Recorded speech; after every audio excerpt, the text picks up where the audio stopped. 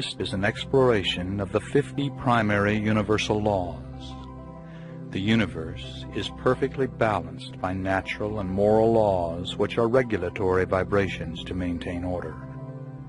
When you work within the laws, you can be assured of eventual positive outcome. When the laws are transgressed, you can be assured of suffering, the only purpose of which is to teach a better way.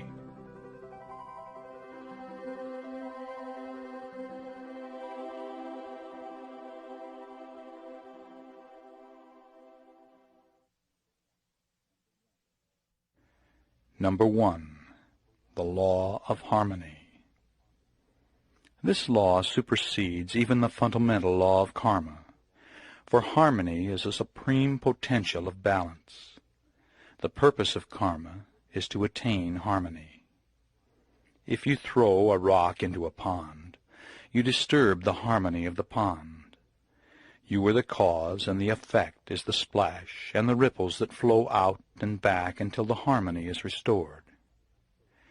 Now similarly, your disharmonious karmic actions flow out into the universe and back upon you, lifetime after lifetime, until eventually your own harmony is restored.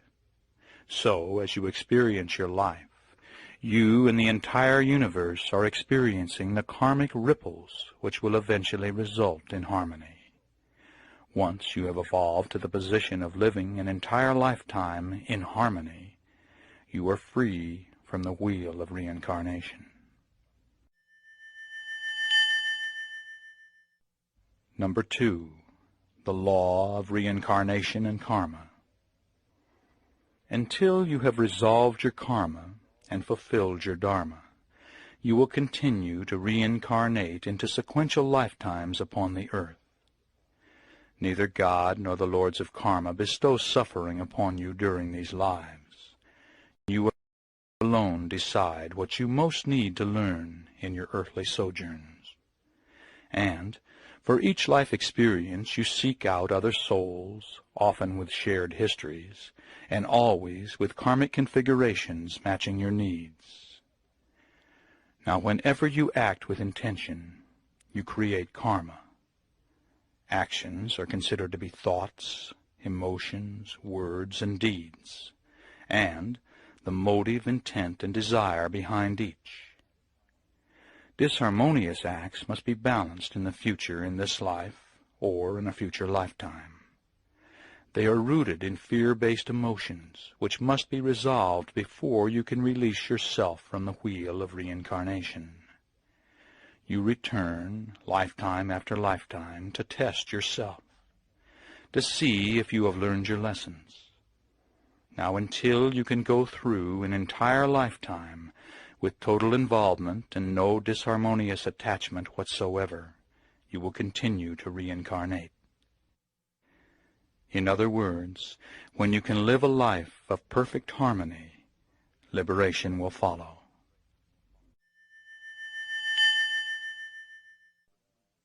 Number 3. The law of wisdom. Wisdom erases karma. If you have the wisdom to learn your lessons through love and wisdom, you can mitigate your suffering. Sadly, though, we seem to learn fastest through pain, through directly experiencing the consequences of our actions. As an example, you greedily take from others, and instead of learning through wisdom and love that this is wrong, you have to directly experience someone greedily taking from you, whether later in this life or in a future lifetime. As another way to look at the law of wisdom, when you move toward a predestined test in your life, if you have the wisdom to proceed with harmony, you will surely mitigate the traumatic impact of the event. All right, now here are some examples. Example number 1. In your last life you were married to a soul who is your mate today, and whom you cruelly left for another in that previous lifetime. Before you were born into your current life, you agreed to be left by your mate under similar circumstances. Now this will allow you to balance your karma and directly experience the pain of abandonment. If, through the wisdom of Master of Life awareness, it is easier to consciously detach from the relationship with love, you will ease the pain of parting while also passing your own test. Example number 2. Assume that you have astrologically destined a severe relationship test for May of your 35th year. Now, if you have learned through past life awareness as well as present life learning to be positive, non-judgmental, and without expectations in your relationship, you may only experience an argument with your mate on that fateful day in May. But if you haven't learned your past lessons and have intensified the disharmony during your relationship, you might experience a divorce in May of your 35th year. Example number 3.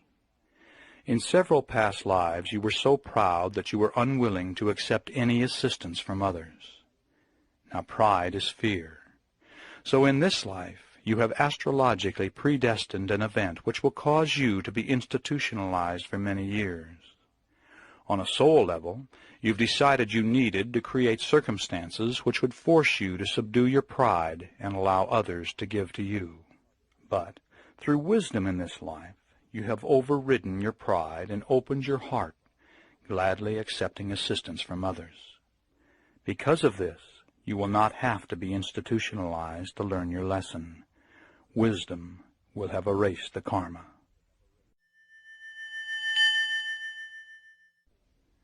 Number 4, the law of grace.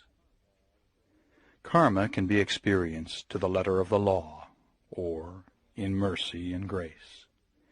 In other words, if you give love, mercy, and grace to others, you will receive the same in return. All right, now here are a couple of examples. Example 1. You have destined a future event in which you will be the victim of slander and gossip, which will ruin your career. But in the years preceding this event, you have become so kind and loving to other human beings, it is obvious to your higher self that you have learned your needed lesson. So, the predestined event will be mitigated, having little or no effect upon you.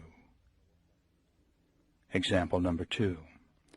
In a previous lifetime, you were a person of great wealth, which you used selfishly for your own and your family's indulgence. In this life, you have destined yourself to experience monetary need. But you were so giving with the little you have, you release yourself from this self-imposed bondage, and once again rise monetarily, always sharing what you have with those in need. Number 5, the law of soul evolution. Everyone on earth shares the goal of soul evolution, whether they realize it or not. We have reincarnated because we desire to spiritually evolve by rising above our fear-based emotions and learning to express unconditional love. In so doing, we raise our vibrational rate and move closer to a state of harmony. Even when it appears that you are not evolving, you are in reality making progress. We learn through the pain of our disharmonious acts, which can be viewed as our mistakes or failures. But if you fell off a bicycle 9 times before you learned to ride it on the 10th attempt, you needed 9 failures to achieve your final success. In reality, every failure was a small success, bringing you closer to accomplishing your goal.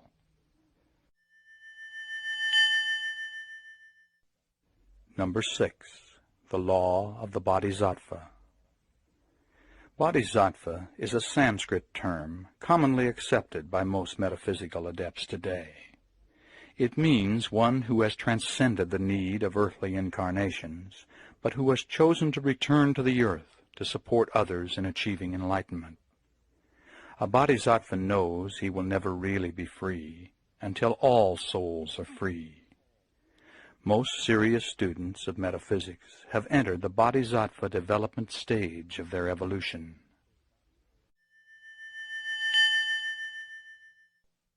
Number 7, the law of vibrational attainment. The entire universe operates on the same principle of vibrational energy. When Einstein discovered that matter is energy, he opened the door to merging science and metaphysics. The scientists have proven that energy cannot die. It can only transform. And, by its very nature, energy must move forward or backward, stand still, for to do so is stagnation, resulting in transformation. Now you are energy. Your skin, which appears solid, is actually trillions of swiftly moving molecules orbiting each other at a specific vibrational rate, a physical life rate that you earned in the past as a result of how harmoniously or disharmoniously you've lived your past lives and your current life up until this very moment in time.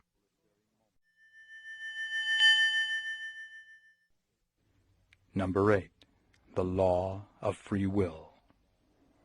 The law of free will operates in 3 ways.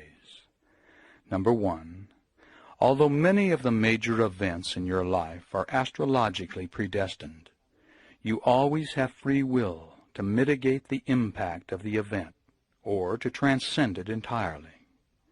This will result from how you live your life up to the situation you have destined for yourself to experience.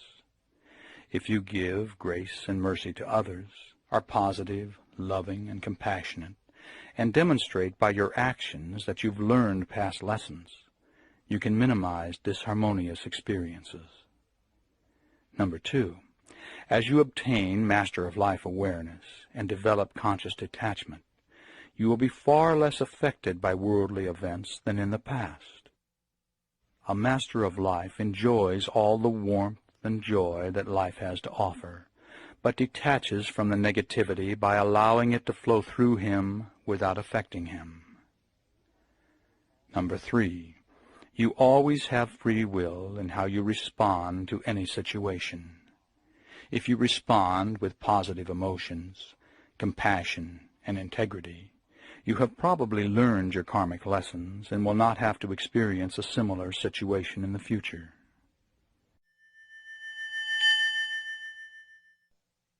Number 9, the law of one. Every soul, living and discarnate, is connected to the level of the collective unconscious, deep within the higher self. We are all part of a great energy gestalt called God, and because we are part of God, we are God. It is the goal of the gestalt to move the energy forward, creating more energy. So, in living harmoniously, we each increase our vibrational rate and intensify the vibration of the entire gestalt. And when we are disharmonious, we decrease the vibration of the entire gestalt. Because we are one, everything you think, say, and do, and the motive, intent, and desire behind everything you think, say, and do, affects every other soul.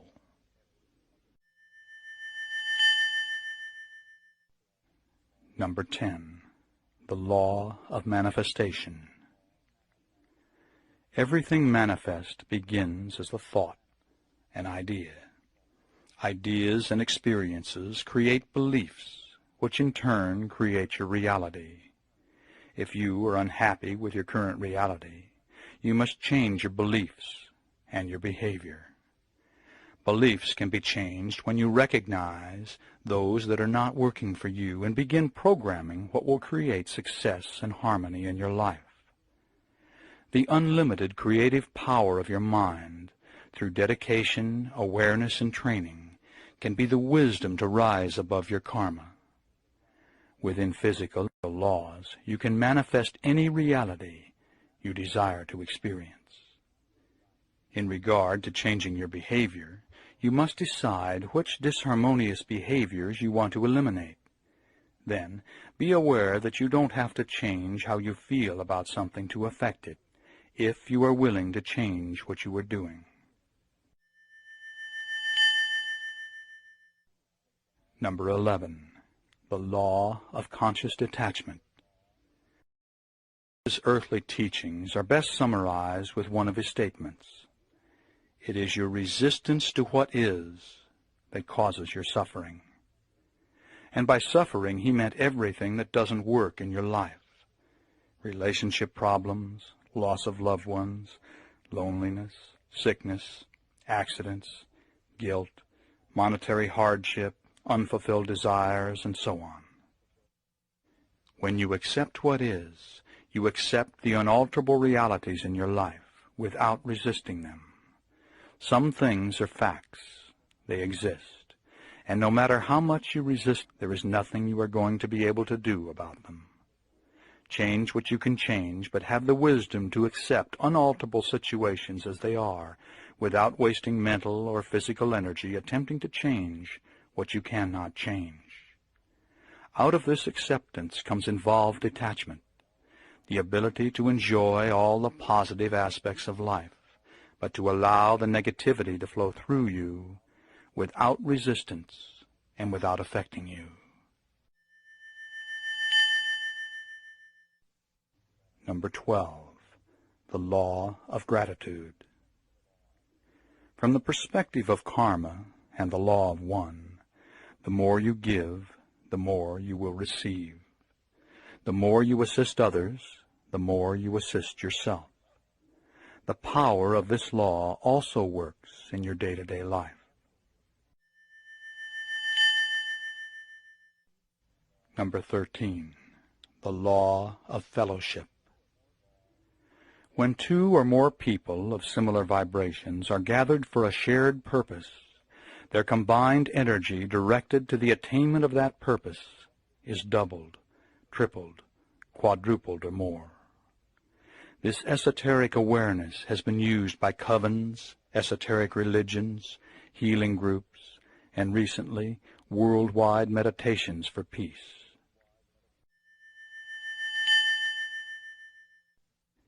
Number 14, the law of resistance. That which you resist you draw to you, and you will perpetuate its influence upon your life. Resistance is fear, so it is to karmically resolve. The law of resistance assures that you let go of the fear by encountering it until you are forced to deal with it by learning conscious detachment. All right, now here are a couple of examples. Example number 1. You were extremely resistant toward your mother-in-law, resulting in constant conflicts with her.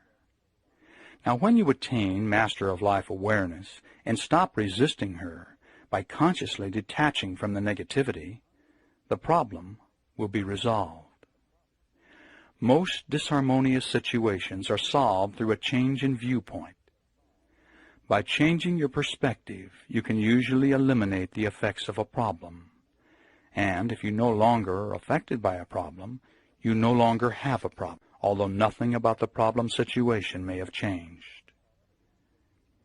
All right, now another aspect of the law of resistance states, that which you resist, you become, if not in this lifetime, in a future incarnation.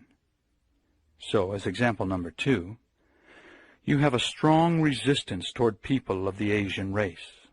Your resistance is fear, and the quickest way to overcome fear is to directly experience that which you find so fearful.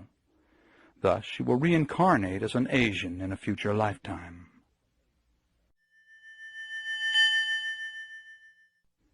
Number 15, the law of attraction.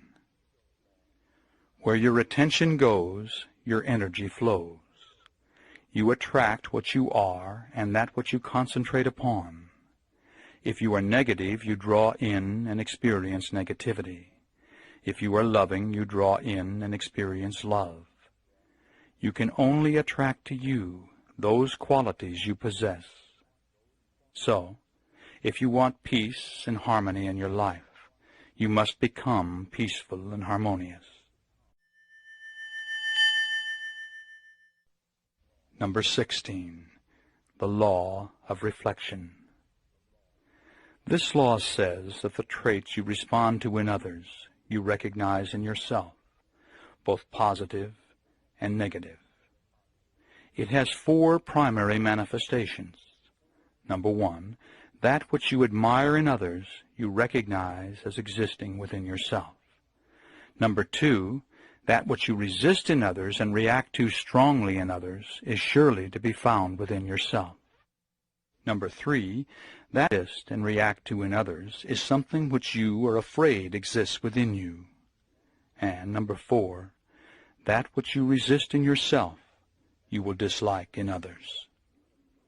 In other words, you have chosen to incarnate upon the manifest plane to learn to rise above the effects of fear. Those fears will always be reflected in your reactions to others.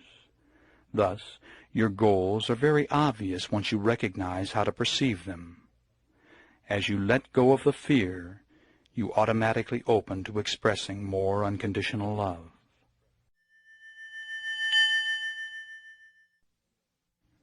Number 17, the law of unconditional love.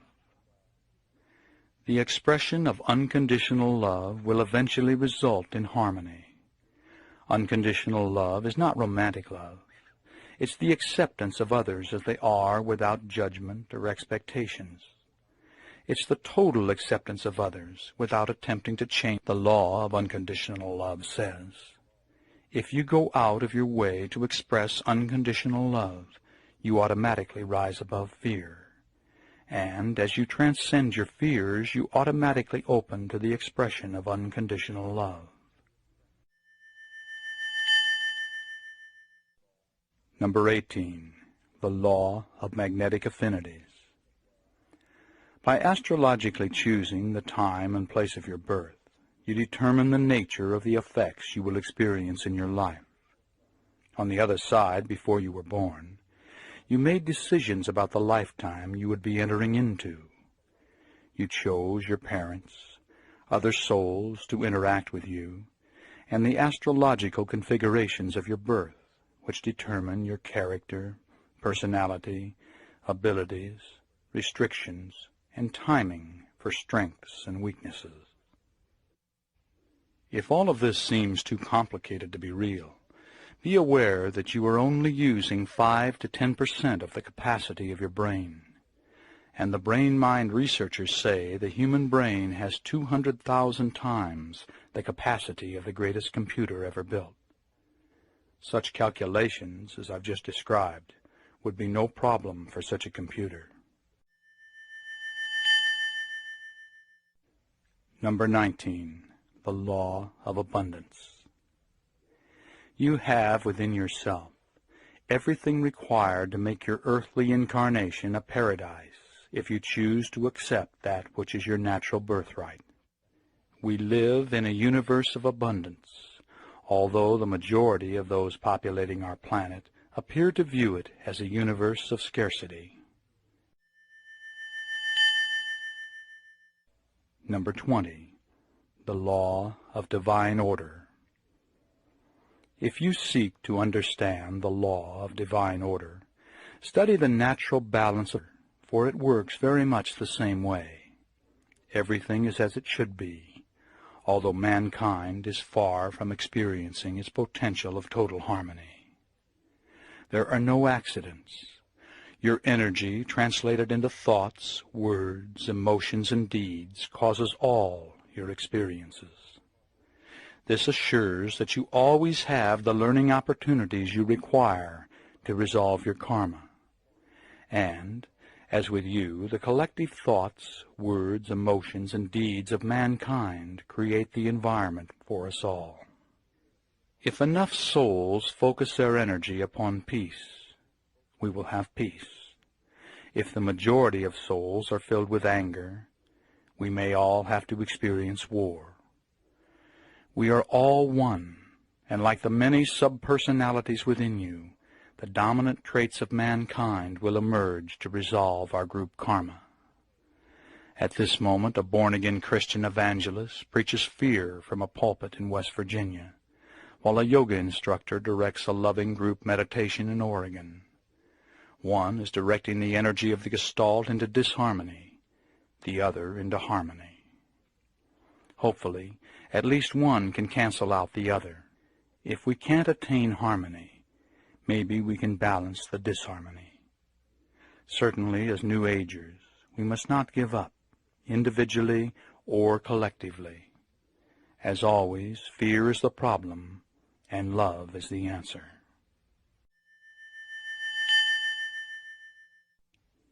Number 21 is the law of attitude.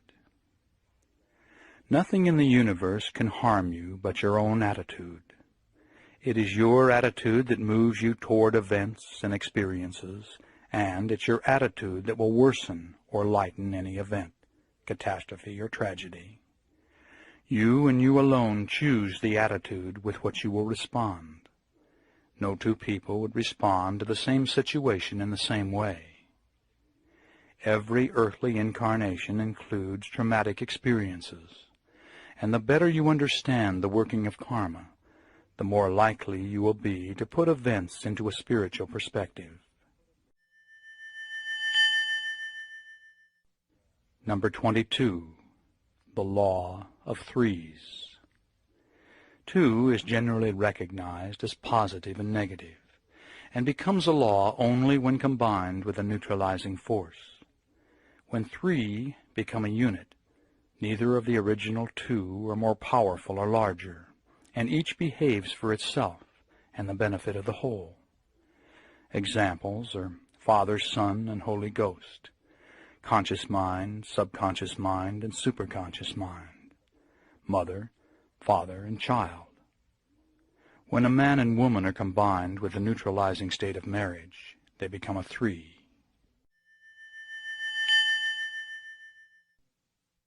Number 23, the law of association. If 2 or more units have something in common, the commonality can be used to influence or control the other thing. The amount of control depends upon the degree of commonality.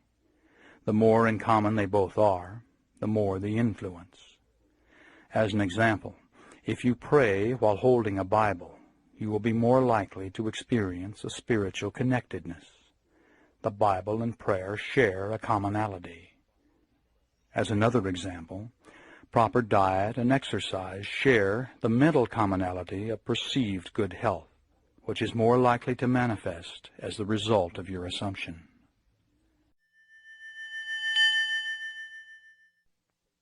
Number 24, the law of commitment.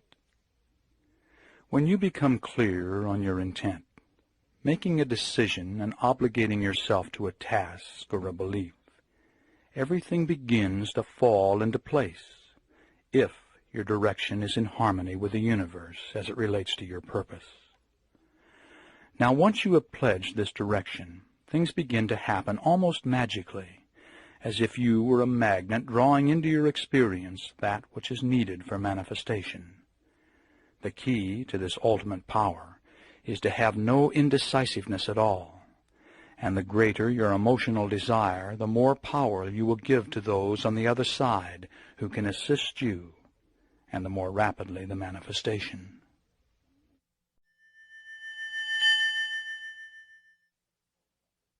Number 25, the law of dissonance. It says that you are going to experience mental discomfort when you hold 2 conflicting beliefs, or when your actions don't agree with your beliefs. As an example, you believe that smoking is bad for your health, yet you continue to smoke. You believe that extramarital affairs are morally wrong, and yet you continue to be involved with someone on the side. You believe that you should be a more patient mother, yet you continue to yell at your children. The law says that when your beliefs and actions are incompatible, you will attempt to reduce the resulting discomfort by changing either your actions or your beliefs. The smoker will become an ex-smoker, or he will deny or rationalize the health threat. The adulteress will either stop or rationalize her actions, maybe by saying, "What my husband doesn't know won't hurt him, and besides, with my needs more fulfilled, I'm a better wife." The impatient mother changes her behavior or rationalizes her attitude by saying, "It's better for me to yell and release the anger than to repress it." The law of dissonance is sometimes called the law of self-delusion.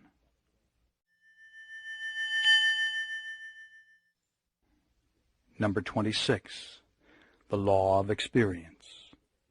It says that new information entering your mind destroys previous information of a similar nature. Once a pathway of information has been established in your brain, that viewpoint will prevail unless new information comes in to destroy and replace it. As an example, while horseback riding, you fall off and hurt yourself. Now, if that's the end of your experience with horses, your experience has been programmed negatively. That's why instructors always urge new riders to climb back aboard immediately after falling off. You need fresh, new input to erase the trauma of the fall. The law is an innate, organic process that does not require your conscious attention or active participation. It suggests that the basic processes of the brain are in an endless state of growth and reorganization. Now, the law of experience can be used effectively in altered state of consciousness programming because your subconscious cannot tell the difference between fantasized experience and a real experience. So, as an example, if you always feel extreme anxiety in crowds, in an altered state you could vividly imagine yourself perfectly relaxed in a crowd of people. Your mind will accept this as a reality and invoke the law of experience. After a few days, weeks, or months of this programming, your mind will have totally experienced being calm in crowds, and it will carry over into your personal reality. Number 27. The law of fearful confrontation. This law says that if you fear doing something and yet have the courage to do it anyway, you will soon do a mental flip-flop and may even become addicted to doing it. As an example, if you fear skydiving but force yourself to do it, the experience generates the internal release of beta endorphins. These internally manufactured opiates chemically resemble opium and are quite addicting. The more you skydive, the more you will want to skydive, or ski straight down mountains, or gamble, or whatever it was that you originally feared and that still causes you this internal rush.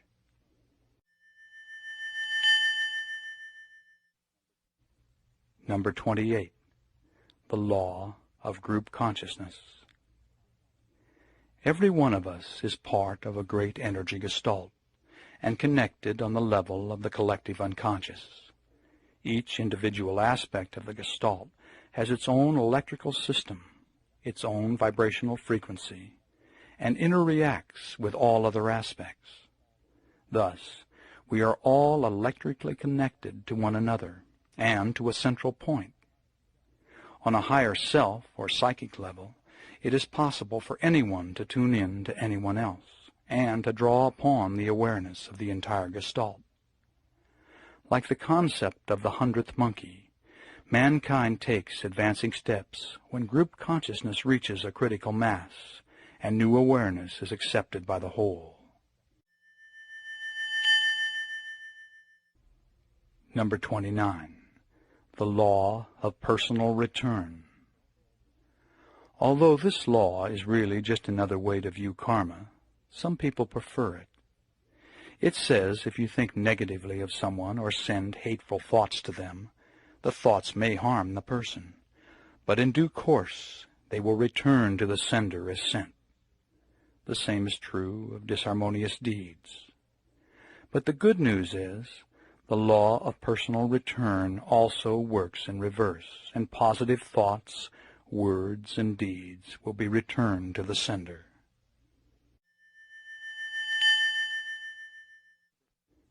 Number 30. The law of activity. It says that action is the result of thought and part of a triad.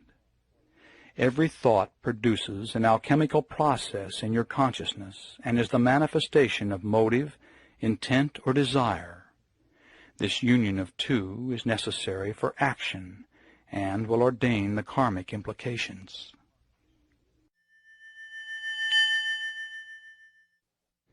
Number 31. The law of denial.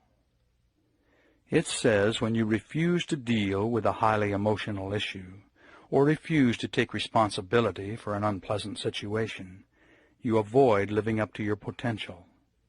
Such things can be put off for lifetimes, but the effect will be experienced mentally, physically, or as a lifestyle manifestation until you correctly balance the situation. Number 32. The law of new beginnings. It says that for each of us in our time, there are major life turning points. There is a break in the energy wave patterns, and a complete change will result. Everything is affected by this change in flux, some things to a lesser degree than others. Examples would be 1. A traumatic situation or tragedy such as the death of a loved one. 2. A religious conversion. 3.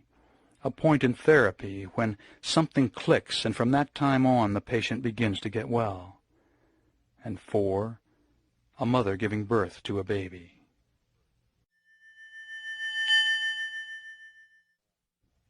Number 33.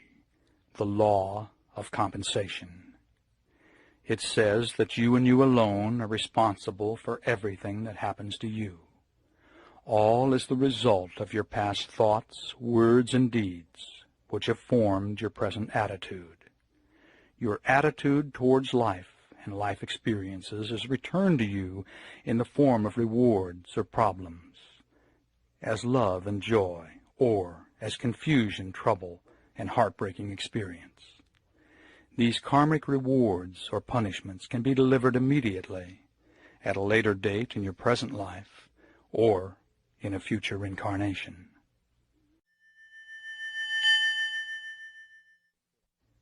Number 34. The law of psychometric influence.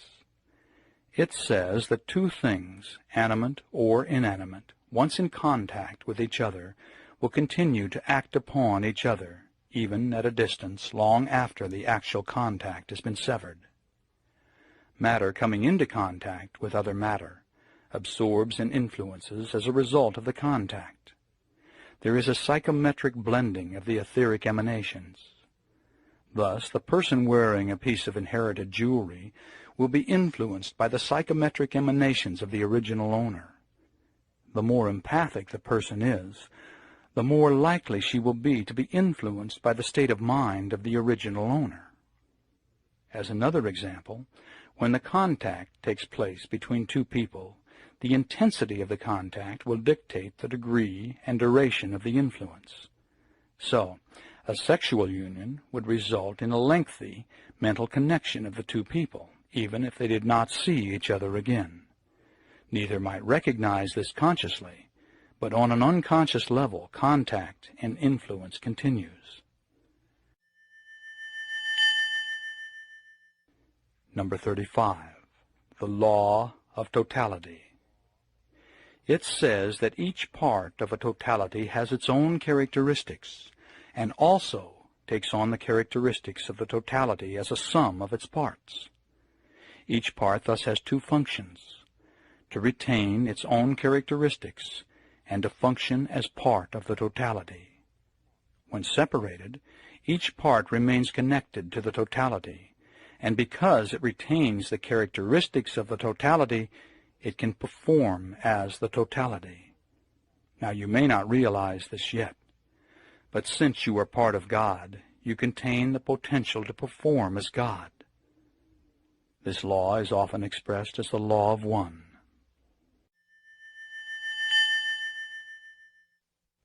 Number 36. The law of dominant desire. It says that a stronger emotion will always dominate a weaker one.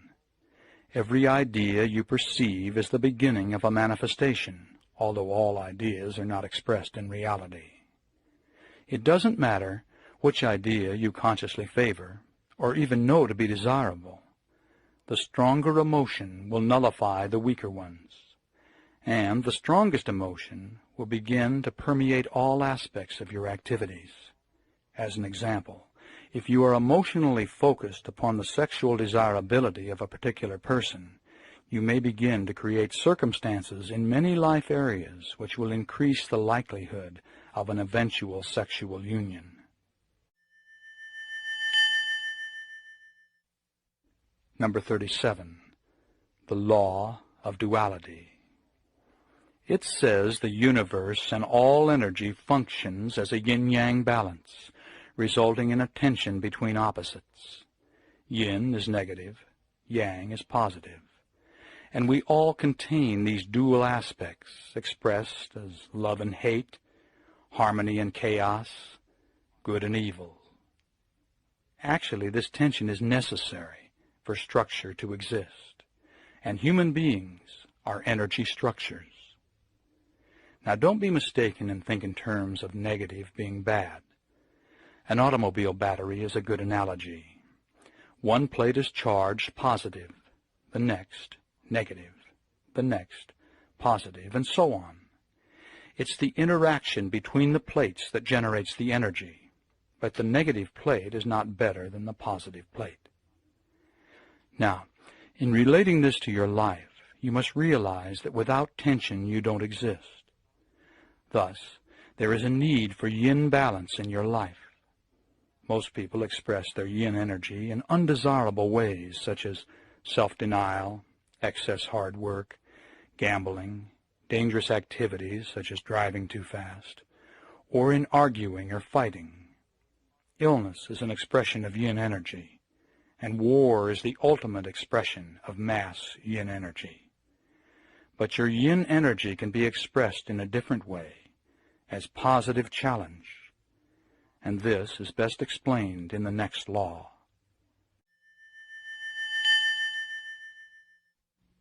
Number 38.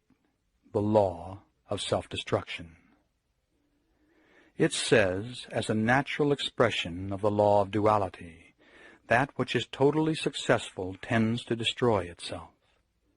Now you know this subconsciously, so there is no way you dare allow your relationships or career or spirituality to become totally successful.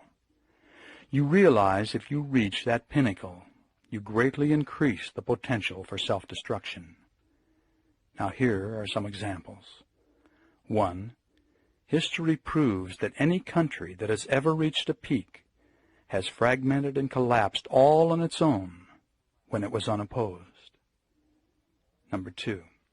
The second example is a couple that struggles through many forms of adversity, getting the husband through college, sickness, and a badly timed pregnancy, financial problems and family trouble. But eventually they arrive at a point where it's going well. It's then that they get a divorce. Example number 3 is the spiritual seeker who is making profound progress only to backslide and behave very negatively. The recent fall of the most successful cult leaders and television evangelists make this case. Example 4 is a successful business executive who makes it to the top of his profession, then has a midlife identity crisis or a nervous breakdown and destroys it all. Example 5 is the man who inherits wealth and destroys himself through dissipation. Example 6 is the honest man who becomes a powerful politician and becomes very corrupt. Now in each of the 6 examples, once total success was obtained, there was no more challenge, and destruction followed. Subconsciously, in each case, they desired to experience the challenge again. Unless you challenge yourself, you will stagnate. Now remember, you are energy, and stagnation is self-destruction. For energy cannot stand still. It must, by its very nature, move forward or backwards. So, instead of holding back, attain total success, but not complacency. Always give yourself great new challenges. If you let the challenge go too far, self-destruction is the result. If you don't incorporate challenge in your life, self-destruction is the result. If you keep challenge in balance, you succeed in maintaining your position and retaining your success. The secret is to consciously direct challenge in a way that minimizes jeopardy while fulfilling the yin-yang need of balance. This will usually be accomplished by wise risking.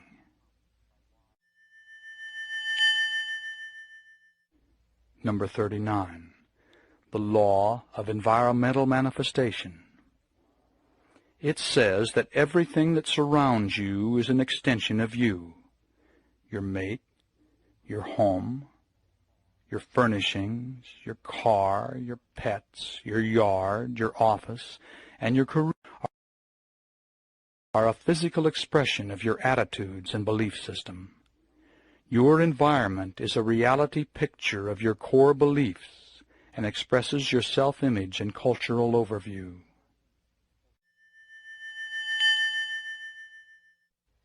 Number 40. The law of restriction. It says that man cannot create anything higher than his own level of understanding. Thus, society can never get any better than the level of mankind as a whole. Our systems for social change usually only add new burdens to already ineffective systems. Time has proven that this approach to a new society doesn't work. And our mistake is in trying to right the wrongs of the world from the outside in. This is working on the effect instead of the cause, and is doomed to failure. Instead, we must work from the inside out. Every one of us on this planet can incorporate the power of harmonious thinking, which is the only long-term solution to poverty and limitation. To heal the world, we must each first heal ourselves. Number 41. The law of self-worth. It says that you can only attract to you that which you feel worthy of. Your self-esteem is critical to your happiness and success. The truth is, you are not what you have, and you are not what you do.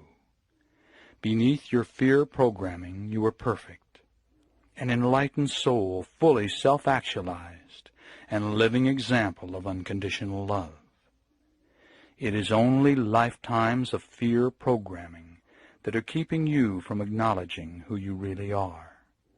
The more you can let go of the fears, the higher your self-esteem, and the more options you will have, and the more risks you can take.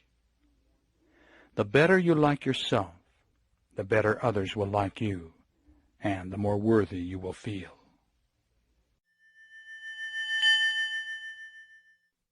Number 42.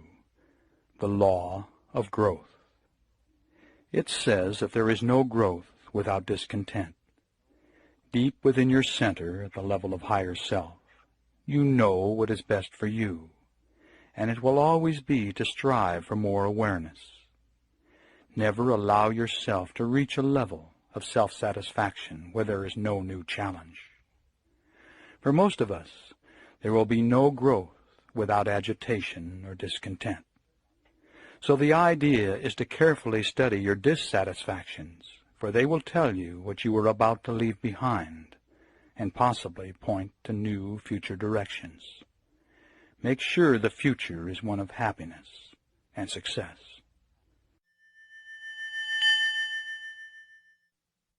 Number 43. The law of self-truth. It says that truth is what works for you. If you believe something to be, it becomes truth for you. The idea is to be very careful about what you accept to be, for it will influence all aspects of your life and your future.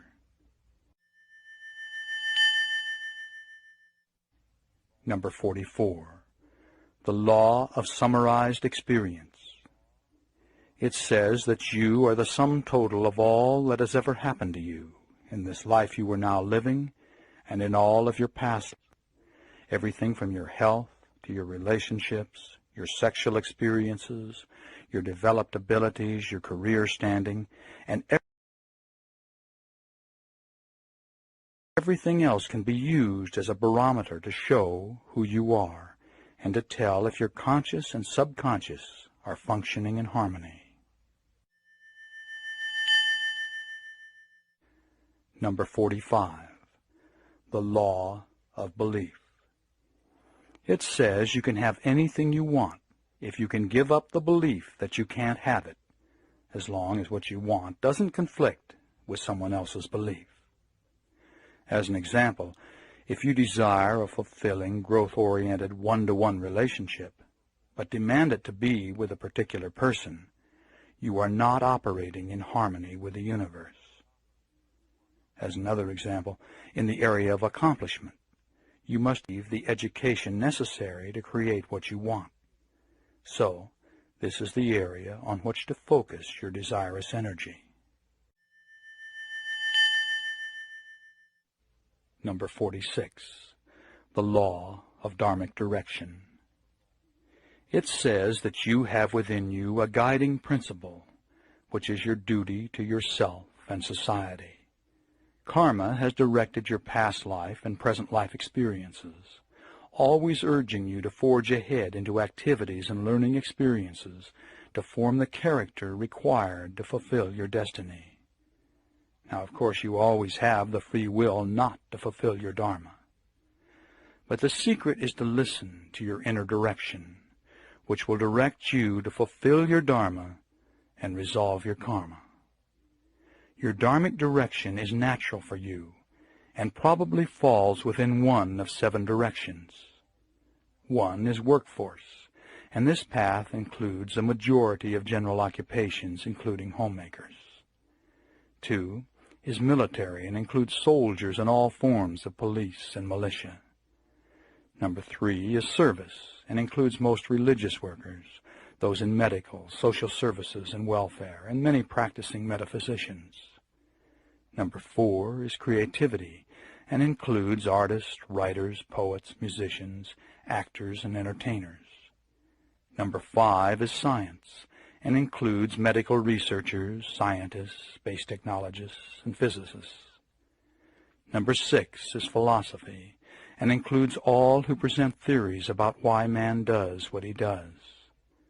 Number 7 is government and includes political leaders from the president on down through all areas of elected office. Number 47. The law of purifying action. It says that by living the 3 pillars of Dharma, you will spiritually evolve. The first pillar is generosity, meaning non-greed, letting go. The karmic results of generosity are abundance and deep, harmonious relationships with others. The second pillar is moral restraint. This includes 5 basic precepts: not killing, not stealing, not committing sexual misconduct, not using wrong speech, not taking intoxicants which could cloud the mind and make it dull. Now, as an explanation, sexual misconduct means refraining from actions of sensuality which cause pain and harm to others, or turbulence or disturbance in ourselves. Refraining from wrong speech means not only telling the truth, but avoiding a lot of useless and frivolous talk and gossip. Speech should be gentle, creating harmony and unity between people. All right, now the third pillar of Dharma is meditation, and it covers 2 areas. The first is concentration, the ability of the mind to stay steady on an object without wavering. Second is the cultivation of insight, which means to see clearly the process of things and the nature of Dharma. Number 48. The law of karmic excess. It says that karma incurred in one incarnation could be so overwhelmingly harmonious or disharmonious that to have it all return in one lifetime would put you out of balance. Therefore, it is dispersed or worked out in more than one incarnation. Number 49. The law of release. It advises you to let go of anything that is no longer useful and purposeful, without regrets and without resentment. This includes such things as books, philosophy, clothing, a belief, your lifestyle, even a club membership, and the list goes on and on. The pleasure should be in the moment of the experience, and when it's no longer useful, by letting go, you free yourself to start another learning experience without being bound by the old.